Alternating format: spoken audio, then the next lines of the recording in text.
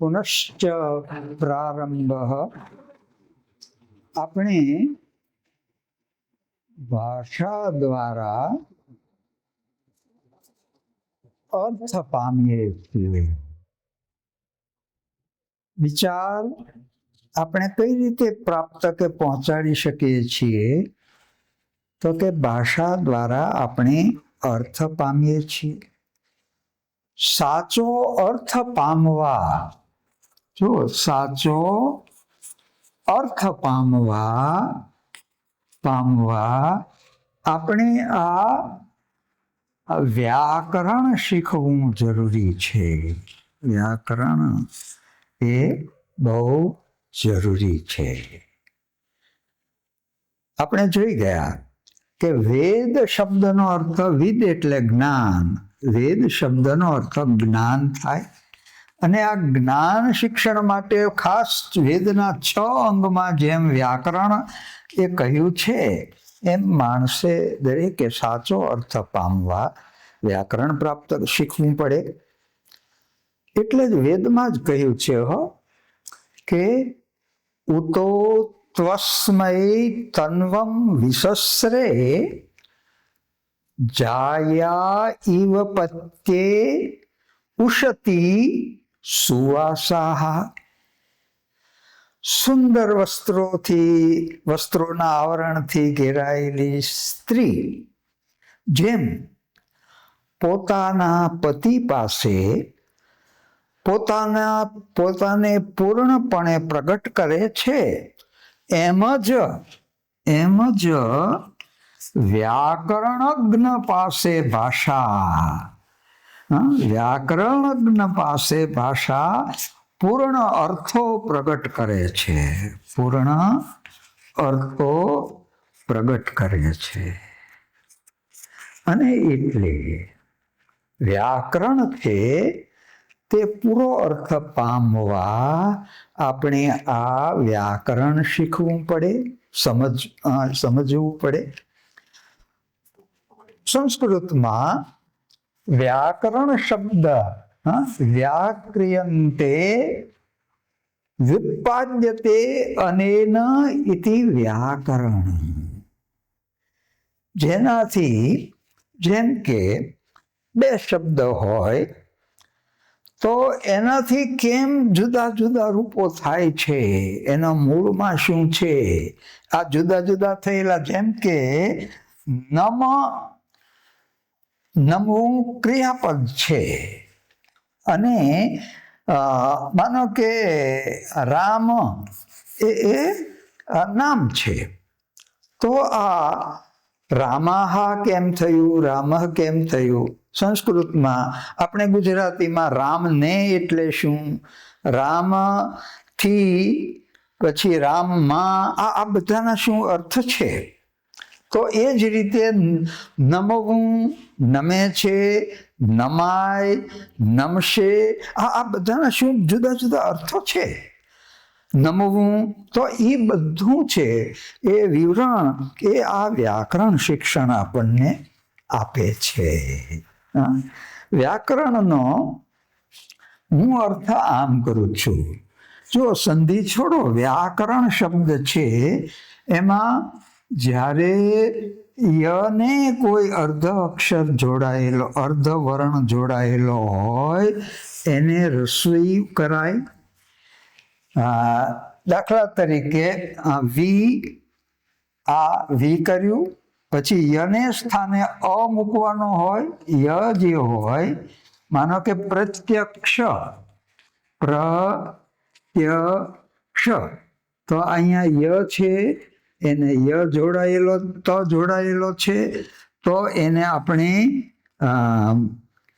ઈ ઉમેરવાનો આખો કરીને અને યને ઠેકાણે અ મૂકવો.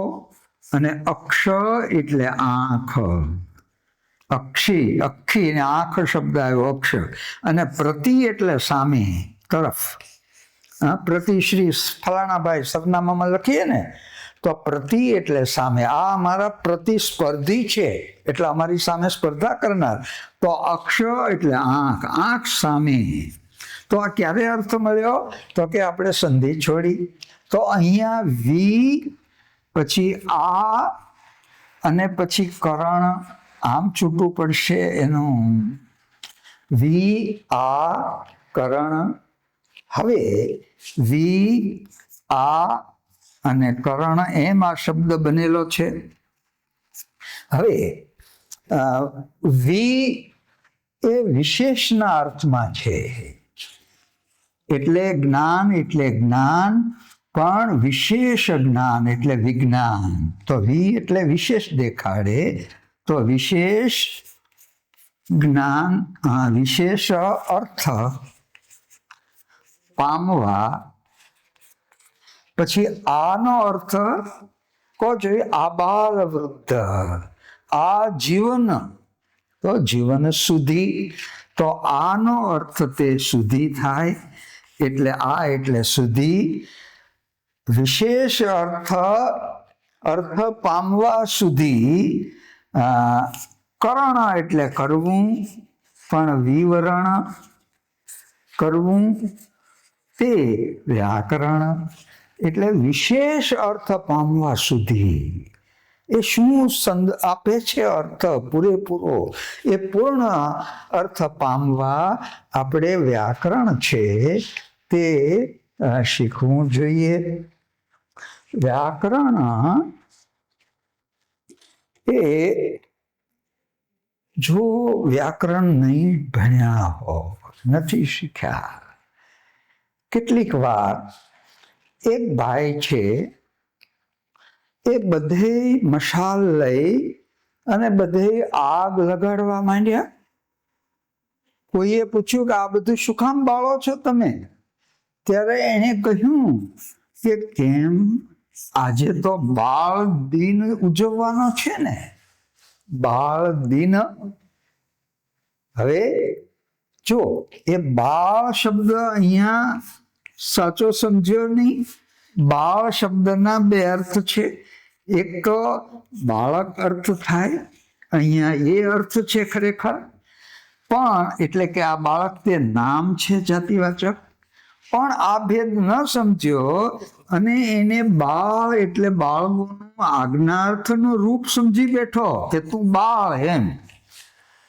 અને એને કારણે આ નામ અને ક્રિયાપદનો ભેદ ન સમજ્યો, એને કારણે આ બધું જગી ગયું, લંકા થઈ ગઈ.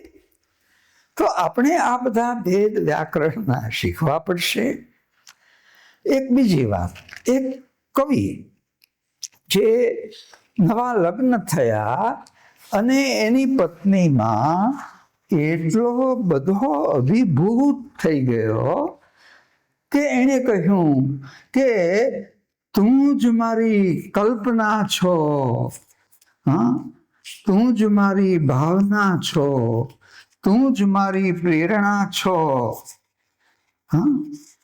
આ કવિ કહે છે કે હવે બધું આ તું જ મારી કલ્પના, તું જ મારી ભાવના, તું જ મારી પ્રેરણા છો. હવે એની પત્નીએ તે વ્યાકરણની ખબર નથી, એટલે એણે કહ્યું કે હા, હવે તો મારે તે તું મારો ભગલોય તું અને મારો જગલોય તું છો. મારો ભગલોય તું અને મારો જગલોય તું. હવે તો શીખ દશા કવિની થઈ. આખી જિંદગી આને કેમ થયું? તો કે આ જે કલ્પના અને ભાવના પ્રેરણા એ ભાવવાચક નામ હતા, ભાવવાચક નામ હતા.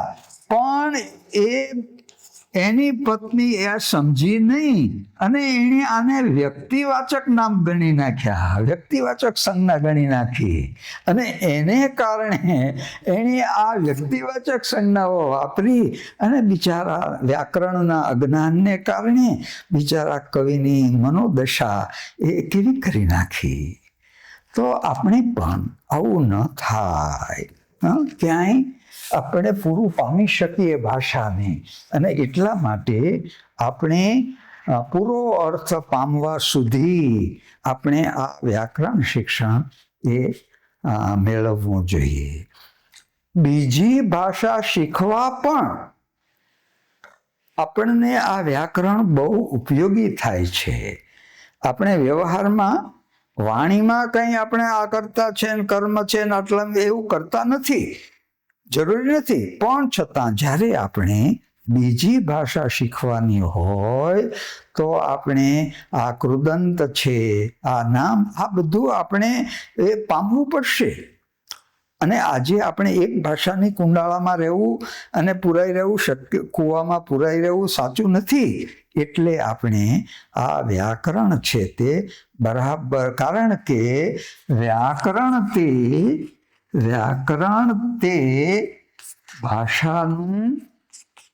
ભાષાનું બંધારણ છે. લોકશાહીમાં જેમ બંધારણનું મહત્વ છે એમ આ વ્યાકરણ તે ભાષાનું બંધારણ છે. અને એટલે આપણે બંધારણ લોકશાહીમાં પડનાર જેમ બંધારણ બરાબર જોઈ લેવું જોઈએ, એમ જે ભાષા વાપરવા ઈચ્છે છે તેમણે આ ભાષાનું બધું બંધારણ એ બરાબર સમજી લેવું જોઈએ. તો જ તે એ ભાષા બરાબર વ્યક્ત કરી શકશે અને પામી શકશે. એટલે બીજું, આપણે ત્યાં વ્યાકરણ શિક્ષણની ઉપેક્ષા થાય છે. ઉપેક્ષા થવાના બે કારણો છે. એક કારણ તો એ છે કે વ્યાકરણ પણ રસપૂર્ણ રીતે ભણાવી શકાય.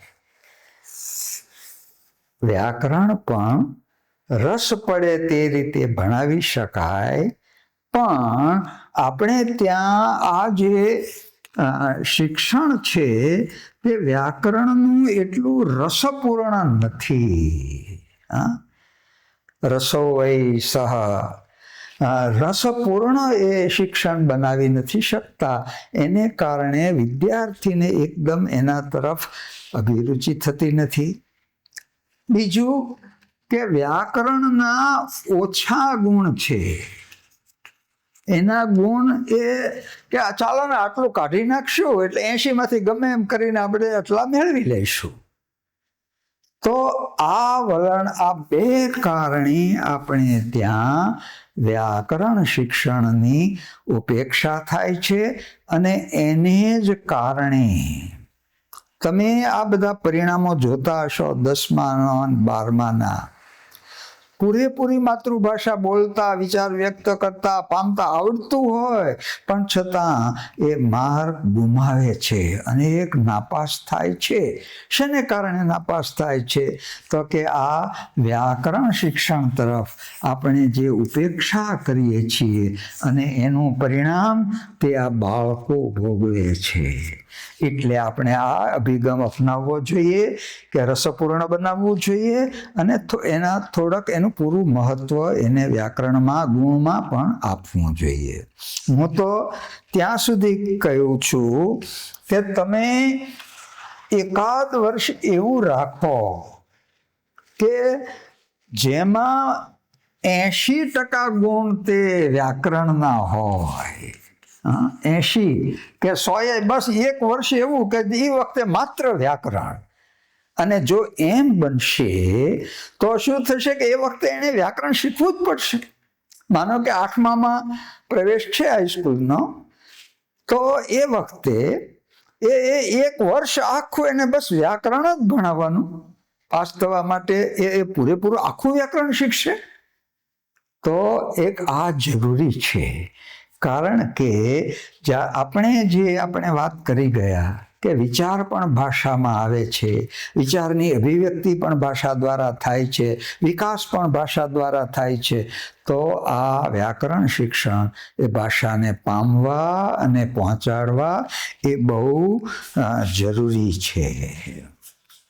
હવે વ્યાકરણમાં આપણે જોઈ ગયા કે ભાષાનું બંધારણ છે, પણ એ ભાષામાં છે વ્યાકરણ.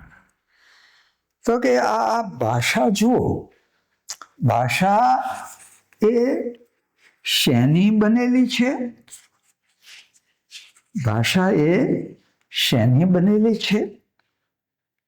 તો કે હું બોલું છું, હા સાંભળે છે, પણ હું બોલું છું.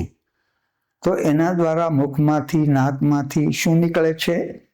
તો કે અવાજ નીકળે છે, આ નાદ નીકળે છે, આ ધ્વનિ નીકળે છે. હા, તો ભાષા શેની બનેલી છે? તો કે ભાષા તે ધ્વનિની બનેલી છે. ભાષા તે ધ્વનિની બનેલી છે. અને નાદ આ ભાષાનું એટલું જ મહત્વ છે ને, એટલે તો નાદ અને શબ્દ, હા, એને બ્રહ્મ જેટલી ઉપાધિ આપવામાં આવી છે. કારણ કે ભગવાન જેટલું આ અગત્યનું છે. જેમ ગુરુ ગોવિંદ દોનું ખડા બંને વંદવા યોગ્ય છે, એમ આ નાદ અને શબ્દ બંનેનું એ આટલું મહત્વ છે.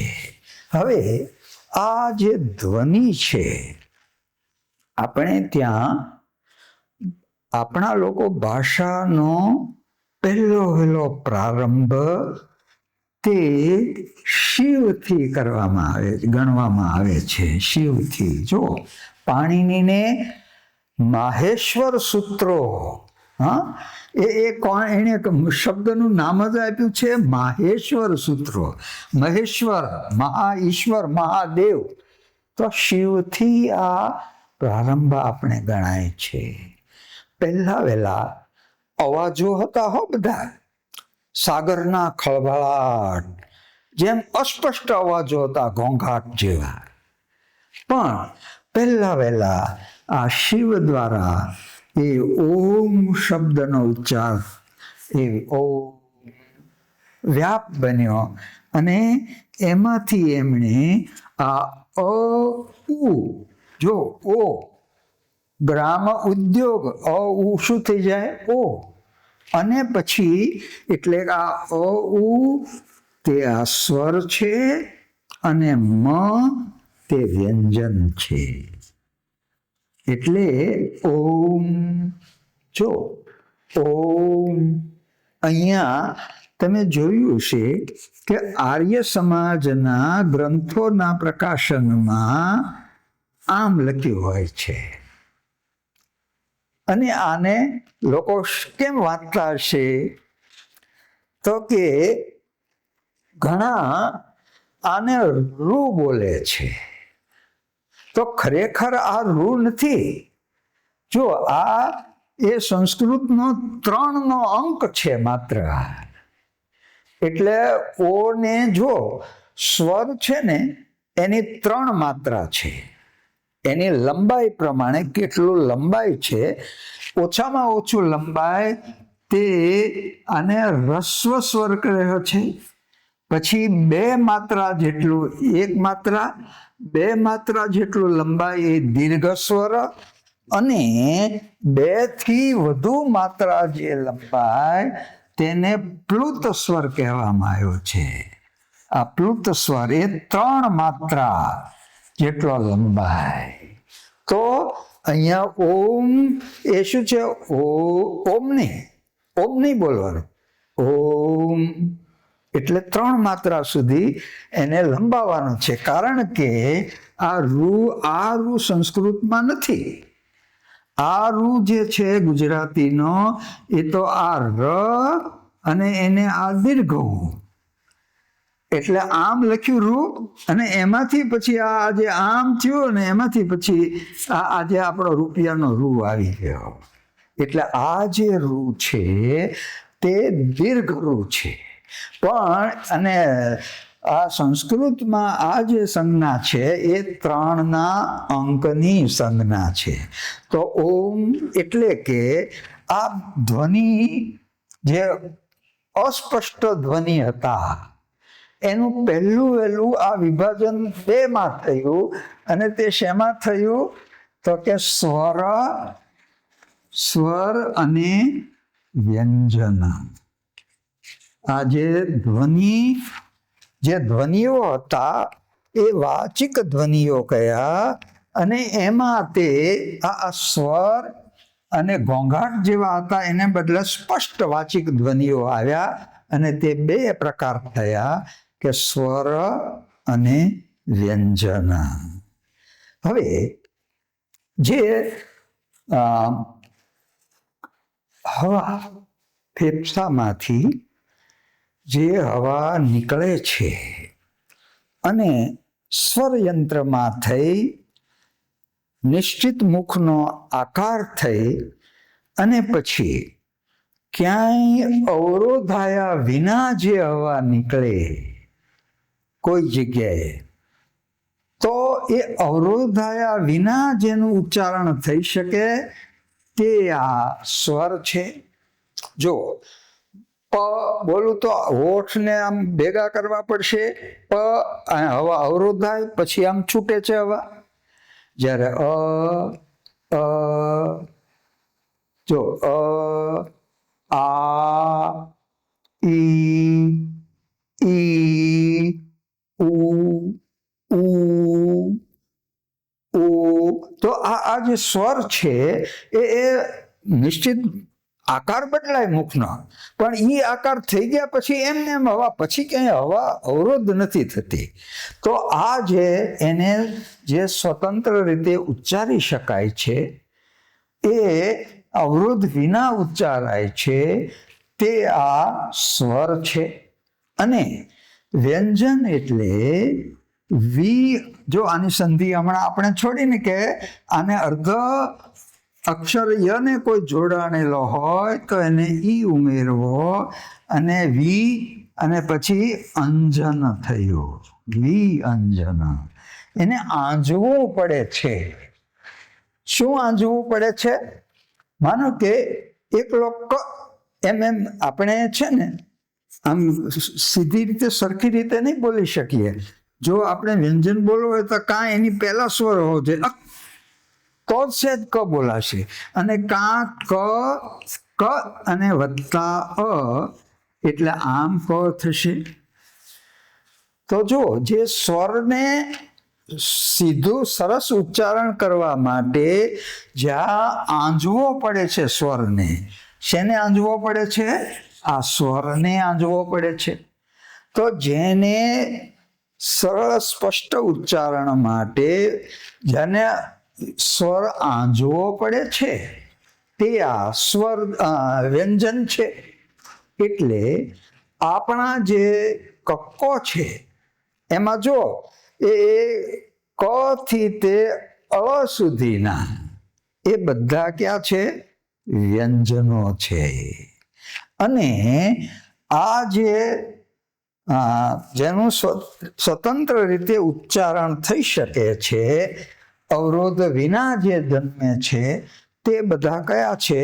તો કે સ્વર છે.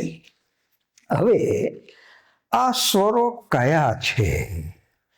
આપણે સામાન્ય રીતે તમે જુઓ તો આ એક તો અ બોલીએ છીએ, એનું દીર્ઘ રૂપ અ, પછી જુઓ આ તો એક આ, પછી એક આને ભેદક તત્વ માનતા નથી, કારણ કે ત્યાં માત્રાનો ભેદ છે. એક માત્રા તે રસ્વ ઈ અને બે માત્રા જ્યાં ઉચ્ચારાય તે દીર્ઘ ઈ, લંબાઈ તે, એટલે કાલમાન અસર કરે છે. એ જ રીતે રસ્વ ઉ ઓછું ઉચ્ચારાય છે અને દીર્ઘ ઉ તે વધુ ઉચ્ચારાય છે, બે માત્રા જેટલું ઉચ્ચારાય છે. એટલે ઈ ઉ પછી જે આવે છે તે સંયુક્ત સ્વરો. જો અ માં જ્યારે ઈ મળશે ત્યારે શું થશે? એ પછી ઐ, પછી અ માં જ્યારે ઉ મળશે ત્યારે ઓ, પછી ઔ. હવે દેખીતી રીતે આપણે બારાક્ષરીમાં આટલા આપણે સ્વરો લઈએ છીએ, પણ તમે કોષ ક્રમમાં જો ગુજરાતી તે સંસ્કૃતનું રૂપાંતર છે સંસ્કૃતની બધી જ વસ્તુ એમાં આપણે છંદ, અલંકાર, સમાસ આ બધું આપણે સંસ્કૃતમાંથી એમને આવ્યું છે. એ જ રીતે આ બધા સ્વરો એ પણ આપણે કઈ રીતે એનું વિવરણ, એક ધ્યાન રાખજો કે દુનિયાના બહુ મોટા માણસે એક કહ્યું છે, વિધાન કર્યું છે કે માનવ મગજનો ઉત્તમમાં ઉત્તમ આવિષ્કાર, સંશોધન કોઈ હોય તો તે છે પાણીનીના કક્કાની ગોઠવણી. જો એ વખતમાં જ્યારે આ ધ્વનિ નોંધી શકાય એવા સાધનો પણ નહોતા, પણ એણે બરાબર અભ્યાસ કરીને નોંધ્યું છે કે આજે પણ જે ન કરી શકે એ એણે કરી શકે છે. અને એમણે જે ક્રમ આપ્યો છે એમાં ઈ ઉ અને પછી અહીંયા એક રૂ સ્વર આવે છે. ઋષિનો રૂ સ્વર આવે છે. તમે કોષના ક્રમમાં જોશો તો પહેલા અ વાળા શબ્દો હશે, પછી આથી શરૂ થતા, ઈથી શરૂ થતા, ઈથી, ઉથી, અને પછી જે આવશે ને એ ક્યાં આવશે? રૂથી શરૂ થતા આવશે. સંસ્કૃતમાં રૂના પણ બે પ્રકાર છે, હ્રસ્વ રૂ અને દીર્ઘ રૂ. એ જ રીતે સંસ્કૃતમાં રૂ પણ છે અને દીર્ઘ રૂ પણ છે. પણ આપણે ગુજરાતીમાં આ ઋષિનો જે રૂ છે એ એક સ્વીકાર્યો છે. અને એટલે જ તે જો ઈ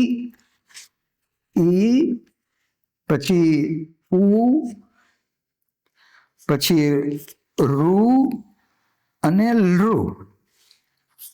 જો આ સ્વર છે, આ સ્વર છે અને એ સ્વરીભૂત, એના સ્વરીભૂત વ્યંજન પણ છે. જેમ કે ભાઈ તો આપણે ભાઈ કહેશું, ભાઈ. તો આ ઈ નું સ્વરીભૂત તે એક અક્ષર વ્યંજન તે કયો છે? ય છે. જો ઈ ભાઈ મૂળ જો ભ્રાત, આ જૂનું છે હો, ભ્રાત. પછી જો સીતારામ, બે સ્વર વચ્ચે રહેલો ત એ ય થઈ જાય. સિયારામ, જય સિયારામ, તો ય થઈ ગયો. એમ અહીંયા શું થયું? ભ્રાત, એનું શું થયું? ભાય. પણ આ ય નું સ્વરીભૂત ઈ એટલે આપણે અર્ધસ્વર, જો આને આપણે શું ગણ્યા છે? અર્ધસ્વર. ય પછી ઉ નો વ, પછી રૂ નો ર અને લૃ નો લ. આ ય ર લ વ એ આને આપણે અર્ધસ્વર ગણ્યા છે. પણ એ આ યાદીમાં એ વ્યંજન છે. પણ આ તો એક સમજ ખાતર. હવે આમ તમે જોશો તો આ 1 2 3 4 5 6 7 8 9 10 11 થયા. હવે આ સંસ્કૃતની વાત થઈ. હવે ગુજરાતીમાં પણ કેટલોક વિકાસ થયો છે. ગુજરાતીમાં એ જો આ ઉદ્ધવજી હતું, ઉદ્ધવ. હવે આ જે ઉ હોય ને એનો શું થયો? તો કે ઓ થયો. અને આનું શું થયું? તો કે ઉદ્ધવ.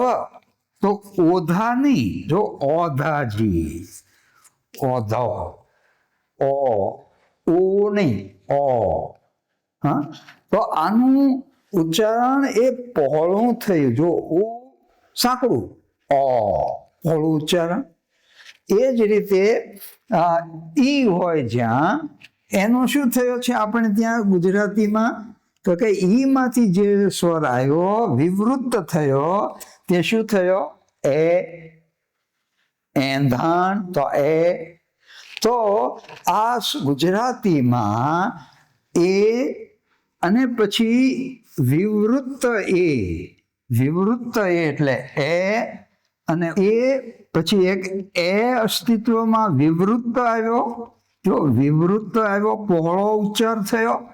એ જ રીતે ઓ, ઓમ, ઓ સાંકડો ઉચ્ચાર છે, પણ ઓધાજી, જો ઉષા પણ ઓખા ઓ, જો તો જ્યાં જ્યાં ઉ જે હતો ઉષા ક્ષણો ખ થયો, વિષનું વખ થયું, તો એ જ રીતે આ ઉનો ઓ જ્યારે થયો ત્યારે એ કેવો થયો? વિવૃત્ત થયો. એટલે ઓખા નહીં, ઓખા. તો આ વિવૃત્ત સ્વર એ આ ગુજરાતીમાં અસ્તિત્વમાં આવ્યા કે ઓખા. તો એ જ રીતે જ્યાં ઈ હતો સંસ્કૃતમાં ઈ, અને એનો જ્યારે આ જેમ ઉદ્ધવજી, ઉદ્ધવ તો એના ઉપરથી ઉનો ઓ થયો પણ એ વિવૃત્ત થયો, ઓઢા, ઉદ્ધવ ઓધાજી, અને ધનો ઢ થઈ અને ઘણા નામ ઓઢો હોય છે, ઓઢો જામ, તો આ ઓઢા ઓ જો વિવૃત્ત બોલાશે. તો ઓ એ જ રીતે જ્યાં ઈ હશે ત્યાં એ ઈમાંથી જે સ્વર વિકસ્યો તે વિવૃત્ત એ થયો. અભિજ્ઞાન ભી, જો રસ્વ સમૃદ્ધ છે ભી, અઈ પણ એંધાણ, તો એ વિવૃત્ત થઈ ગયું. એટલે આ રીતે ગુજરાતીમાં એ બે વિવૃત્ત સ્વર ઉમેરાયા, એટલે એ અને ઓ. પણ હવે આપણા જોડણી કોષે એક નિયમ આપ્યો કે આપણી ભાષાના જે સંવૃત્ત કે વિવૃત્ત હોય એને અલગ સંજ્ઞાથી દર્શાવવાના નહીં. એટલે માનો કે ચોરી હોય, એણે ચોરી કરી અને લગ્ન પ્રસંગે ચોરી ગોઠવી, તો જો ઉચ્ચારણ ફેર છે, ચોરી સાંકડું ઉચ્ચારણ, ચોરી. તો એ જ રીતે આંબે મોર બેઠો છે, મોર સાંકડું ઉચ્ચારણ મોર. પણ વસંતમાં આંબે મોર બેઠો છે, મુકુલ, મુકુર ને મોર, તો આંબે મોર બેઠો છે. તો આમ આપણે ત્યાં આ ઉચ્ચારણ એ જુદું વિવૃત્ત છે, પણ કોષે નિયમ આપ્યો છે કે આપણા શબ્દને વાંચતા સાંભળતા તરત ખ્યાલ આવી જાય છે કે આ સંવૃત્ત છે કે વિવૃત્ત. એટલે એને અલગ સંજ્ઞાથી દેખાડવા નહીં. પણ ભાષાના જે શબ્દ હોય, અંગ્રેજી ભાષાના કે એ બધાના જે શબ્દ હોય, એમાં આપણે જ્યાં એ રીતે થતું હોય ત્યાં અવળી માત્રાથી, ઊંધી માત્રાથી દર્શાવવા. દાખલા તરીકે કોલેજ નહીં, ઓ, જો કોલેજ નહીં, કોલેજ, તો કો એ વિવૃત્ત બોલાય. ડોક્ટર નહીં, ડોક્ટર, જો ડોક્ટર, તો આ ડો એ આ અવળી માત્રાથી બતાવાયું. તો ભાષાના એક્ટ નહીં, એક્ટ. તો એ રીતે ભાષાના જે અંગ્રેજી વગેરેના જે શબ્દો હોય ત્યાં એનું જે ઉચ્ચારણ જો વિવૃત્ત થતું હોય તો તે વિવૃત્ત અવળી માત્રાથી દર્શાવવું, એવી કોષે વ્યવસ્થા આપી છે. પણ આપણા શબ્દોમાં આપણે એ રીતે કરવું નહીં. જો વેર, જો અર્થભેદક તત્વ છે કે તું આ વસ્તુને દાણા વેર, વેર આ સમૃદ્ધ છે, પણ એને ને આને વેર બંધાણું, વેર. જો વેર, વેરવું અને વેર, પળ ઉચ્ચારણ, વિવૃત્ત ઉચ્ચારણ. તો આપણામાં આ અર્થનું ભેદક તત્વ છે, પણ એ ભેદક તત્વ આપણે લિપિમાં દર્શાવવાનું નથી, એમ આ કોષે કહ્યું છે. કેટલીક વાર તો આમાંથી આપણને મુશ્કેલી પણ પડે છે. જેમ કે એક બહુ સરસ ગીત આપણા એક બહુ સારા ગાયકે ગાયું છે, અને એ છે સત્સંગનો ફળ ચાખ પ્રાણી તું, સત્સંગનો ફળ ચાખ રે, નું ફળ ચાખ રે, પ્રથમ લાગે કડવો ને તુરો, પછી આંબા આંબા કેરી શાખ રે. હવે જો અહીંયા એ આમ બોલે છે કે પછી આંબા કેરી શાખ રે. હવે જો પછી સત્સંગનો રસ કેવો છે તો કે આંબાની, કેરીની અને શાખ એટલે તો ડાળી થાય. તો કેરીની ડાળ જેવો કડક સત્સંગનો રસ. પણ આમ કેમ થયું તો કે અહીંયા આંબો આવ્યો ને એટલે એણે આનું ઉચ્ચારણ એ કેરી કર્યું, કેરી કર્યું. હા, આંબાને કારણે ખરેખર શું છે કે પહેલા લાગે કડવો ને તુરો, પછી આંબા કેરી, સાંકડું જો, કેરી, કેરી એટલે ની. લવિંગ કેરી લાકડીએ, જો લવિંગ કેરી, કેરી વિવૃત ઉચ્ચારણ, પણ લવિંગ કેરી લાકડીએ રામે સીતાને માર્યા. જો તો અહીંયા આ ખરેખર શું છે તો કે અહીંયા જો આંબા, કેરી અને પછી જો શાક, ડાળી નહીં પણ પાક, કુદરતી રીતે ઉપર પાકેલું ફળ, તે શાખ શબ્દ છે. કારણ કે જ્યારે ફળ પાકવા આવે ને ત્યારે એને આંખ પડી એમ કે છે, જે દાણો પડી જાય ને એને આંખ પડી કે. અને સ અક્ષર, આંખ સાથેની જે કુદરતી પાકેલી સ અક્ષર ઉપરથી સાક્ષ અને ક્ષનો ખ થઈ જાય એટલે શાખ. એટલે ખરેખર સાચો આમ છે કે પછી આંબા કેરી, આ કેરી નહીં, કેરી અને શાખ નહીં પણ શાખ રે. પછી આંબાની પાકેલી કેરી જેવો રસ એ પછી મળે. આમ કેટલીક જગ્યાએ આપણે સંવૃત્ત અને વિવૃત્ત, જ્યાં ભેદક તત્વ અર્થનું હોય, જુદો અર્થ થતો હોય, ત્યાં ખરેખર આપણે એ અવળી માત્રાથી દર્શાવવા જોઈએ. પણ આજે તો કોશે જે કહ્યું છે તે જ આપણે માન્ય રાખી અને આપણે એ રીતે ચાલીએ કે એવી ભાષાના શબ્દ હોય એ જો પહોળા ઉચ્ચારાતા હોય તો એને એ વિવૃત્ત સ્વરને અવળી માત્રાથી દર્શાવવા. એટલે આમ જુઓ તો ગુજરાતીમાં એ 11 થયા. આ લોકો, કેટલાક લોકો આમ ગણતરીમાં, કારણ કે ઉચ્ચાર સ્થાનમાં ભેદ નથી એનો, એને માત્ર માત્રામાં ભેદ છે એટલે એને અલગ ન પાડતા એ ઈ એક ગણે, ઉ એક ગણે, આને સાધિત સ્વર ગણે અને એને કારણે ઓછા ગણે છે 7. પણ છતાં આપણે તો જો ગુજરાતી વિશેષ બની છે એનું કારણ એ છે કે એને સંસ્કૃતનું સતત પરામર્શન રહ્યું છે. જેમ કે નરસિંહ પહેલા આપણી પ્રાકૃત ભાષા જેવી જ અપભ્રંશ ભાષા જેવી જ તે આપણી ભાષા કંઈક વિકસેલી ખરી પણ એવી જ હતી. એને ગુર્જર નામ પણ નહોતું. પણ પહેલા નરસિંહ છે એની સાથે રહેલો મીઠો કવિ એમ કહે છે કે એ પ્રાકૃતા વાણી અન્ય કવિઓ વદે, સંસ્કૃતા ગુર્જરી આજ દેખી.